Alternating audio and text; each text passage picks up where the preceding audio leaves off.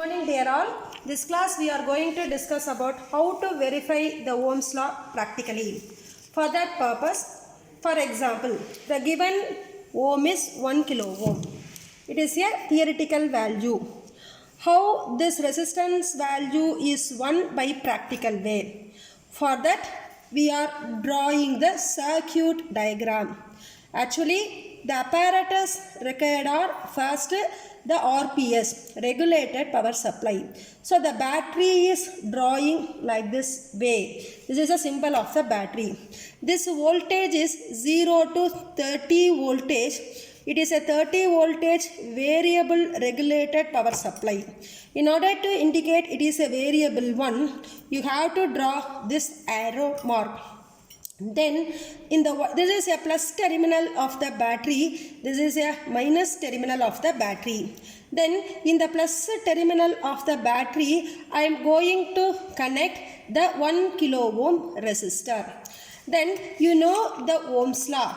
The resist V is equal to IR. This is the formula of your Ohm's law, from which the resistance can be calculated by the formula V by I, right? So in order to verify the resistor practically, to determine the voltage across the resistor, we need a meter, the voltmeter. Then in order to measure the current passing through the resistor, we need a meter, that is called ammeter. Right. So this is a DC, both are DC, voltmeter and ammeter.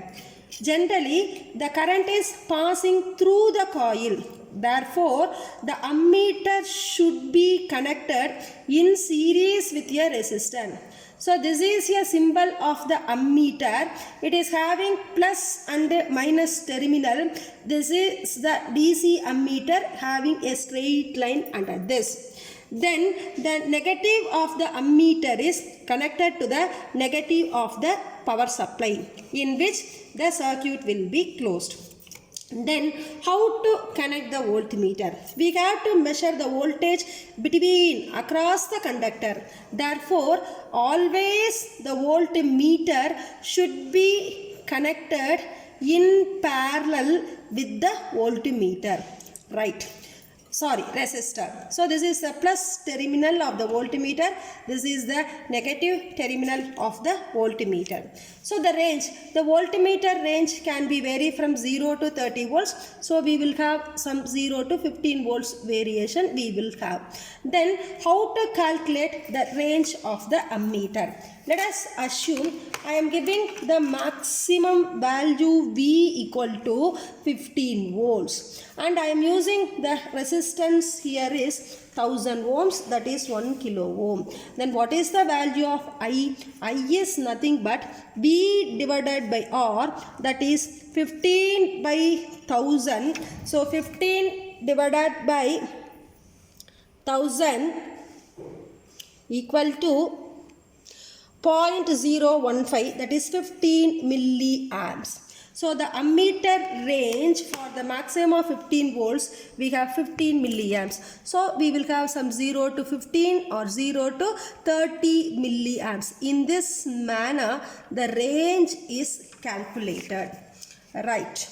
Next, the DC meter is working on the machines like transformer, generator or electrical machine. But these two meters like voltmeter and ammeters comes under the category instrumentation type, instrument meters. So basically the instrument meters working on the principle of two principle. One is called MC, that is moving coil instrument. Another thing is for MI, this principle is called as moving iron principle. Generally, all the DC meters are working on the principle of moving coil, and all the AC meters are working on the principle of moving iron. Therefore, you have to write this is a MC type meter, that is the DC meter. So here also you have to write MC. This is a DC type meter.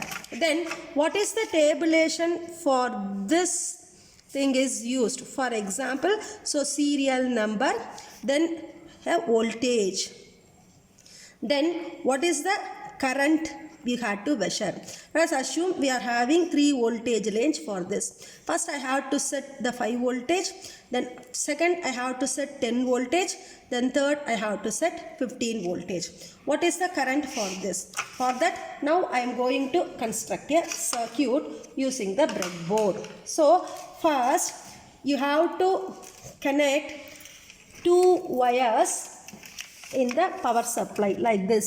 You have to insert the wire in the plus knob of the supply, and you have to connect another wire in the negative of the battery. That is the first thing you are going to do. Right. Next, 1 kilo ohm resistor. So this is the 1 kilo ohm resistor I am going to use. So you have to insert the resistor in any of the knob.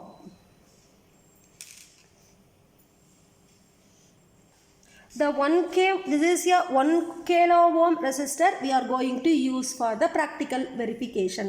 So you have to connect the breadboard. The one terminal is connected in any part of the second segment or third segment. The other terminal is connected to somewhere else in the breadboard. So first you have to connect the resistor like this. Then if you see the diagram, the plus terminal of the resistor is connected to the one part of the kilo ohm. So as I already told, these vertical connections, these vertical points have continuity. Therefore, the plus terminal of the battery is connected to any one of the 4 points. So I am connecting here. So the plus terminal is connected here. Next, if you are seeing the circuit, the next terminal of the resistor is connected to the plus point of the ammeter. So this is the ammeter we are going to use.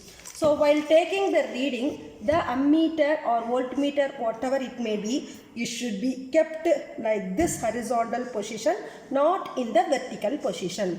So the next terminal of the resistor is, so this is a next terminal, this is the connected, the next terminal, you are going to insert the wire in any of the 4 point.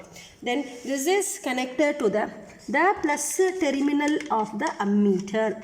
So the plus terminal of the ammeter, I am inserting the wire and connection can be made like this.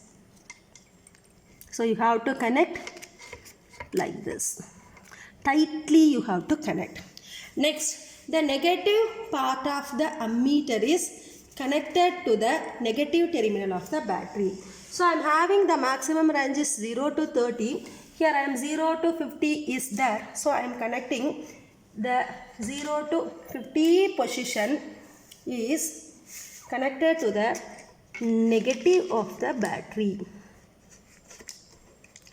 So this is your thing, right? So first the plus terminal, so you are inserting the resistor like this in the breadboard. As per the diagram, the plus terminal is connected to the one part of the resistor. The other part of the resistor is inserting the wire in any of the 4 points and connected to the plus terminal of the ammeter. Then the negative of the ammeter is connected to the negative of the supply. Now I am going to connect the voltmeter.